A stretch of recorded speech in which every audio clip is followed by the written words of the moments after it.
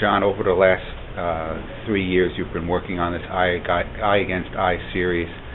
Can you tell me how the work has developed over the last 3 years? I made the first set of works for a show that we were having in Miami, and they've changed quite a bit. They've become a lot less literal in terms of how I first saw them, the way I see them now versus the way I saw them then.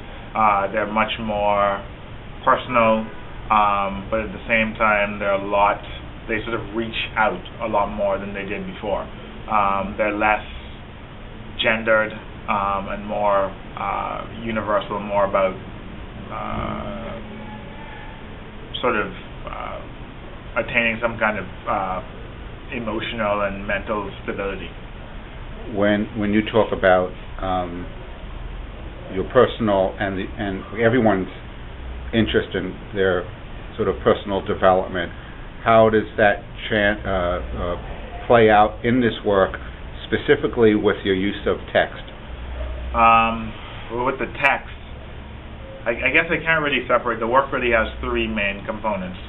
The text is one. The imagery is another one, which are all self-portraits, and the apparatus. And so if you followed the work from the beginning, you'll notice that some of the paintings have text and image and appendages or objects fastened to the canvases, and some of them have just one or combinations of two. The text itself really comes from personal sort of candid conversations I've had with people like my father or friends, or listening to people talk about things that I think are relevant to the metaphor that the work communicates. When I've seen a lot of these paintings, and the one thing that I've noticed is that at least the work ends up being, to me, hopeful. I mean, it ends on a hopeful note. There are champion pictures, champion series, a hero series. There's no knocked out series. There's right. Can't get off the canvas series. And do you find that the work at the end has been hopeful? Is that what you? Yeah, they're optimistic. They're optimistic paintings. The whole series is about that. The whole series sort of deals with.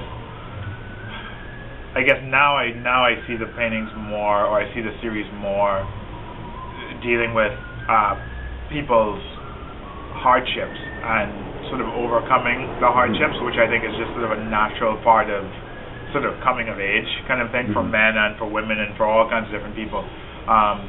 So the work, in the beginning, I would have thought it was more about sort of a conflict of male identity in like a modern society where the role of the man is different than it would have been 100 years ago or even 50 years ago.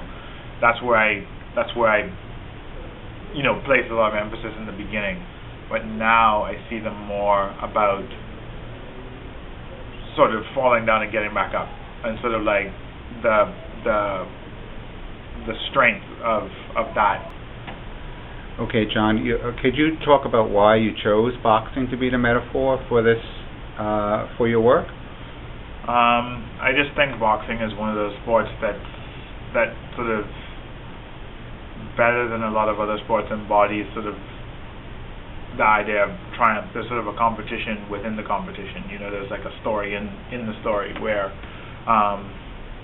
it's complex and quite basic at the same time. So I like the symbolism in it. It's quite theatrical. It's quite ordinary, and it takes a lot of spirit. It's not a high-tech sport, and there's something immediate about it, which I quite like, which connects with the narrative.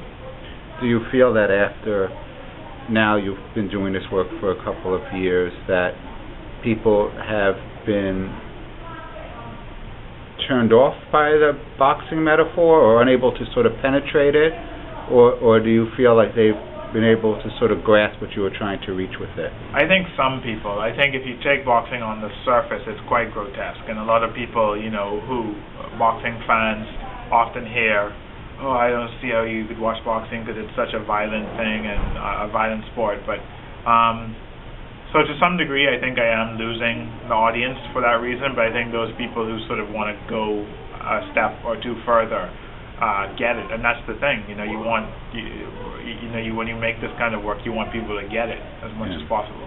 I mean, I found that the boxing metaphor was perfect, because this isn't a clean world that we're living in. It's a very dirty world, and yes, it's really grotesque. But we live in there's a lot of grotesqueness in the world, worse than boxing. Right, and the thing is, I don't know. I think somehow people have ideas about art, ideas about aesthetics, and they think they have these sort of conventional notions of beauty and what art is supposed to be about. And when you sort of present them with a different scenario, maybe based on the same set of ideas, it's a challenge for people. But I think ultimately, you know, I don't see them as, I'm not trying to make them beautiful, but I also think that the sort of the struggle and the overcoming and the sort of, like I mentioned earlier, the coming of age kind of phenomenon is one that is quite powerful, you know. But there is an aesthetic to the works where I'm just looking at some that actually have pink backgrounds and yellows and reds. How do you choose the aesthetics of the work, the colors, to work from? Well, I think about the figures. I try to see the figures almost like calligraphy, and I try to break the picture plane up in a way that sort of creates a nice visual dynamic. And the color is, you know, color is arbitrary, really. I mean, I use certain colors, I think, because I gravitate towards them subconsciously. In the beginning, I used the pinks and the baby blues or whatever symbolically to reference